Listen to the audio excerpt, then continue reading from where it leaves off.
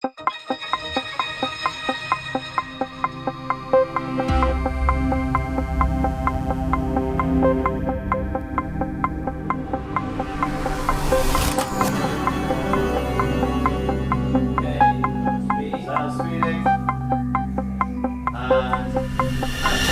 and welcome to Sequence Editor University. I am your teacher, Professor Gibbons, and we're going to talk about JKL Playback, basically what it is, why you use it, a couple important things about how you use it. Quick little history lesson about what the heck JKL Playback actually is. It's one of those things that harkens back to trying to get people comfortable with digital editing from the analog editing days. So analog video editors like the Moviola upright machines and flatbed editing tables. Confusing. Now, when all the pictures match the sound, the editor must take out the bad bits. Take out the bad bits. Don't forget. Look at that. See that thing? Boop.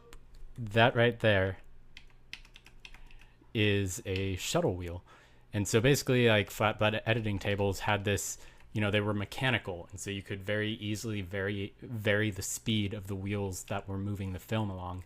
And editors came to really rely on this a lot. If you read In the Blink of an Eye, Walter Murch talks about how, like, the act of watching the film back at different speeds through a shuttle wheel lets you experience the video in a very different way and think about the media in a different way. Brian can probably speak about the Avid side of this a little bit more, but basically when Avid started out, at first they had custom hardware that controlled a lot of the editing operations, but eventually the goal became to run a nonlinear video editor on consumer hardware, which meant that they would have to use consumer peripherals like a keyboard and a mouse. And people really liked this shuttle functionality. So how could you get it?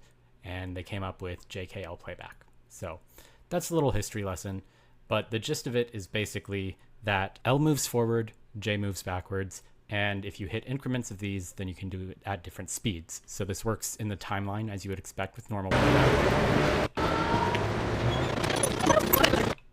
And then K is your toggle to stop playback.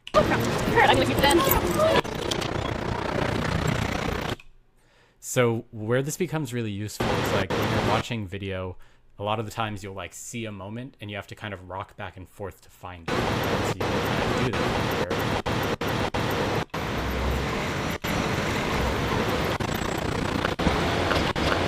This also works on library items. So if I select this clip here in the library, use L to move forward from the play point. And while it's playing back, if you see something, you can hit I to mark the in point, O to mark your out point. And so this is a standard behavior in basically every single major editor you'll see. Here we're in Premiere Pro in the timeline. I can use L to go forward in different speeds. I can use K to stop, and then multiple instances of J to go backwards. I also want to highlight a couple of other interesting things here. So if you just hit the keys themselves, you get increased speed, but you can also hold down Shift and hit J or L to get slow speed. So that's one. Ooh.